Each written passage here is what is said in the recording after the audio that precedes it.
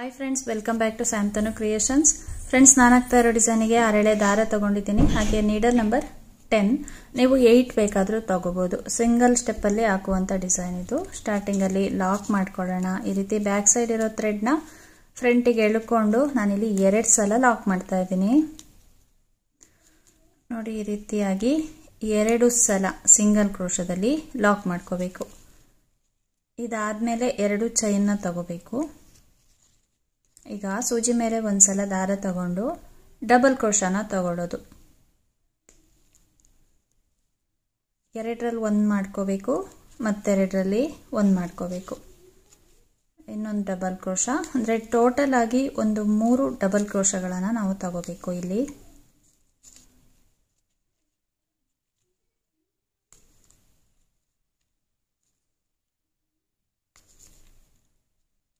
ನೋಡಿ, ಈ ರೀತಿ 3 ಡಬಲ್ ಕ್ರೋಶಗಳನ್ನು ತಗೊಂಡೆ. ಇಲ್ಲಿ ಸ್ಟಾರ್ಟಿಂಗಲ್ಲಿ 2 ಚೈನು ಮತ್ತೆ 3 ಡಬಲ್ ಕ್ರೋಶ. ಇವಾಗ ಥ್ರೆಡ್ನ ಸ್ವಲ್ಪ ಮೇಲ್ಗಡೆ ಎಳ್ಕೊಂಡು ಬೀಡ್ಸ್ನ ಇನ್ಸರ್ಟ್ ಮಾಡ್ಕೋಬೇಕು. ನೋಡಿ, ಈ ರೀತಿ ಎಲ್ಲ ಥ್ರೆಡ್ನು ಸೇರಿಸಿ ಬೀಡ್ಸ್ನ ಇನ್ಸರ್ಟ್ ಮಾಡಿ ಒಂದ್ಸಲ ಬೀಡ್ ಲಾಕ್ ಮಾಡ್ಕೋಬೇಕು. ಬೀಡ್ ಲಾಕ್ ಆದಮೇಲೆ 3 ಚೈನ ತಗೋಬೇಕು. 1 2 3 ಇಲ್ಲ 4, 3 ಇಲ್ಲ ಅಂದರೆ 4. ಈ ರೀತಿ ಚೈನ್ನ ತಗೊಂಡು ಇದನ್ನು ಈ 3 ಡಬಲ್ ಕ್ರೋಶ ಇದೆ ಅಲ್ವಾ, ಅದನ್ನು ಸೇರಿಸಿ 3ಅನ್ನು ಕೂಡ ಸೇರಿಸಿ ಈ ರೀತಿ ಲಾಕ್ ಮಾಡ್ಕೊಳ್ಳೋದು. ಪಿಕಾಟ್ ಡಿಸೈನ್ ಆಗುತ್ತೆ ಅವಾಗ. ನೋಡಿ, ಈ ಥರ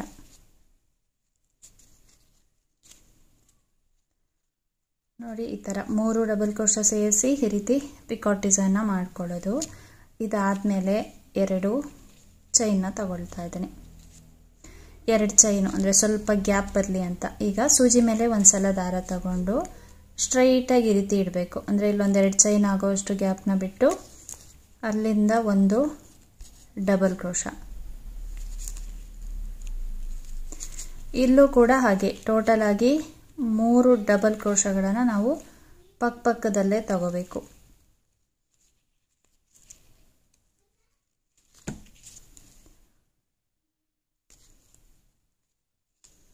ನೋಡಿ, ಈ ರೀತಿ 3 ಡಬಲ್ ಕ್ರೋಶಗಳನ್ನು ಪಕ್ಕದಲ್ಲೇ ತಗೊಂಡಾದ್ಮೇಲೆ ಥ್ರೆಡ್ನ ಎಳ್ಕೊಂಡು ಇಲ್ಲಿ ಬೀಡ್ಸ್ನ ಇನ್ಸರ್ಟ್ ಮಾಡ್ತಾ ಇದ್ದೀನಿ. ಬೀಡ್ಸ್ ಇನ್ಸರ್ಟ್ ಆದಮೇಲೆ ಬೀಡ್ ಲಾಕ್ ಮಾಡ್ಕೋಬೇಕು. ಮತ್ತೆ 4 ಚೈನು, 4 ಚೈನ್ನ ಈ 3 ಡಬಲ್ ಕ್ರೋಶ ಏನಿದೆ ಸೇರಿಸ್ಬಿಟ್ಟು ಲಾಕ್ ಮಾಡ್ಕೊಳ್ಳೋದು. ನೋಡಿ, ಈ ಥರ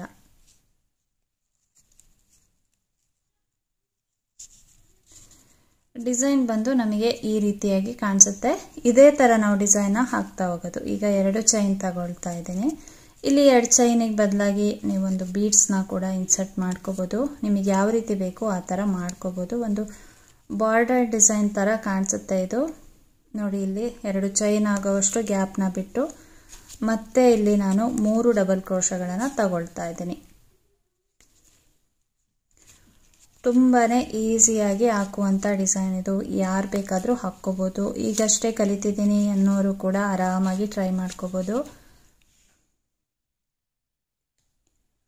ಕೆಲವರಿಗೆ ಈ ರೀತಿ ಸಿಂಪಲ್ ಡಿಸೈನ್ಗಳು ತುಂಬಾ ಇಷ್ಟ ಆಗುತ್ತೆ ಅಂಥವರು ಈ ರೀತಿ ಡಿಸೈನ್ನ ಹಾಕ್ಕೋಬೋದು. ನೋಡಿ, ಈ ಥರ ಬೀಡ್ ಲಾಕ್ ಮಾಡಿ 1 2 3 4 ಚೈನ್ನ ಹಾಕಿ ಈ 3 ಡಬಲ್ ಕ್ರೋಶನ ಸೇರಿಸ್ಬಿಟ್ಟು ಒಂದು ಸಲ ನಾವು ಸಿಂಗಲ್ ಕ್ರೋಶದಲ್ಲಿ ಲಾಕ್ ಮಾಡ್ಕೋಬೇಕು. ನೋಡಿ, ಲಾಕ್ ಮಾಡಬೇಕಾದ್ರೆ ಸ್ವಲ್ಪ ನೋಡಿಕೊಂಡು ಕರೆಕ್ಟಾಗಿ ಮಾಡಿದ್ರೆ ಈ ರೀತಿ ಡಿಸೈನು ತುಂಬಾ ಚೆನ್ನಾಗಿ ಬರುತ್ತೆ.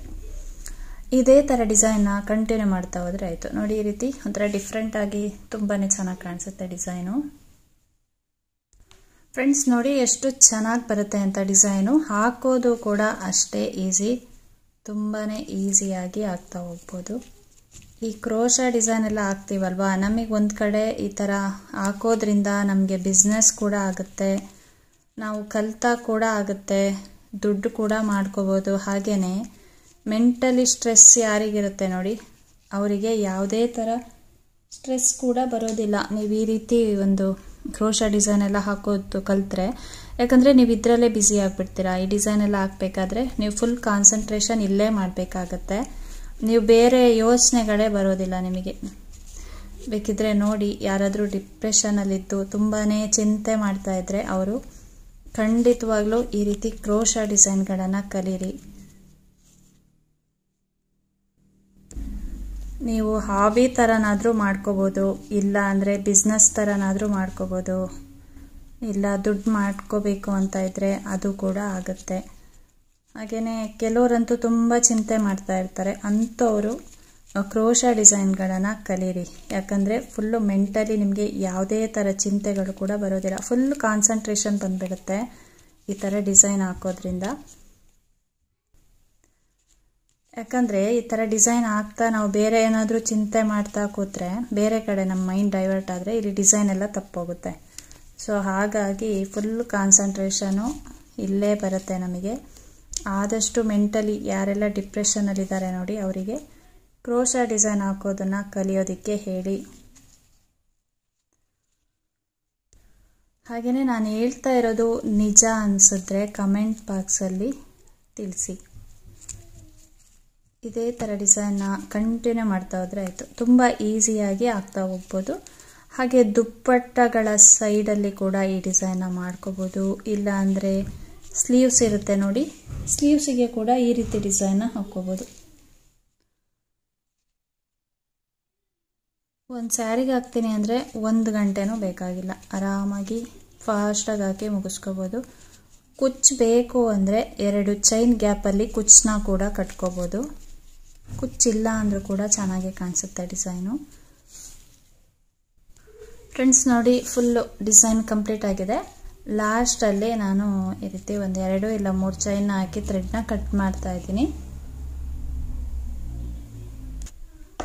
ನೀವು ಬೇಕು ಅಂದರೆ ಲಾಸ್ಟಲ್ಲಿ 1, 2 ಡಬಲ್ ಕ್ರೋಶಗಳನ್ನು ಕೂಡ ತಗೊಂಡು ಈ ರೀತಿ ಚೈನ್ ಹಾಕಿ ಕಟ್ ಮಾಡ್ಕೋಬೋದು. ಫ್ರೆಂಡ್ಸ್ ನೋಡಿ, ಡಿಸೈನ್ ಬಂದು ಈ ರೀತಿಯಾಗಿ ಕಾಣಿಸುತ್ತೆ ನೋಡಿ, ಎಷ್ಟು ಚೆನ್ನಾಗಿ ಬರುತ್ತೆ ಅಂತ. ಈಸಿ ಇದೆ, ಫಾಸ್ಟಾಗಿ ಆಗ್ತಾ ಹೋಗ್ಬೋದು. ಒಂದು ಬಾರ್ಡರ್ ಡಿಸೈನ್ ಥರ ಕಾಣಿಸುತ್ತೆ, ಡಿಫ್ರೆಂಟಾಗಿ ತುಂಬಾ ಚೆನ್ನಾಗಿ ಬರುತ್ತೆ. ಟ್ರೈ ಮಾಡಿ ನೋಡಿ, ತುಂಬಾ ಈಸಿಯಾಗಿ ಹಾಕ್ಕೋಬೋದು. ಒಂದು ಸ್ಯಾರಿಗೆ ಹಾಕ್ತೀನಿ ಅಂದರೆ 1 ಗಂಟೆನೂ ಬೇಕಾಗಿಲ್ಲ. ಫ್ರೆಂಡ್ಸ್ ಈ ಡಿಸೈನಿಗೆ ಚಾರ್ಜ್ ಮಾಡ್ಬೋದು ಅಂದರೆ 250 ಇಲ್ಲ 350 ಆ ರೀತಿ ನಾವು ಚಾರ್ಜ್ ಮಾಡ್ಕೋಬೋದು. ಕುಚ್ಚು ಬೇಕು ಅಂತ ಹೇಳಿದ್ರೆ ಈ ಗ್ಯಾಪಲ್ಲಿ ಕುಚ್ಚನ್ನ ಕಟ್ಕೋಬೋದು. ಒಂದು 4-5 ಈ ರೀತಿ ಆರ್ಚ್ಗಳಾದಮೇಲೆ ಕುಚ್ಚನ್ನ ಕಟ್ಕೋಬೋದು. ಫ್ರೆಂಡ್ಸ್ ಇವತ್ತಿನ ಈ ಡಿಸೈನ್ ನಿಮಗೇನಾದರೂ ಇಷ್ಟ ಆಗಿದ್ದರೆ ಒಂದು ಲೈಕ್ ಮಾಡಿ, ಶೇರ್ ಮಾಡಿ, ಕಮೆಂಟ್ಸ್ ಮಾಡಿ, ಹಾಗೆ ಸಬ್ಸ್ಕ್ರೈಬ್ ಮಾಡಿಕೊಂಡು ವಿಡಿಯೋನ ನೋಡಿ. Thank you friends, thanks for watching. Thank you.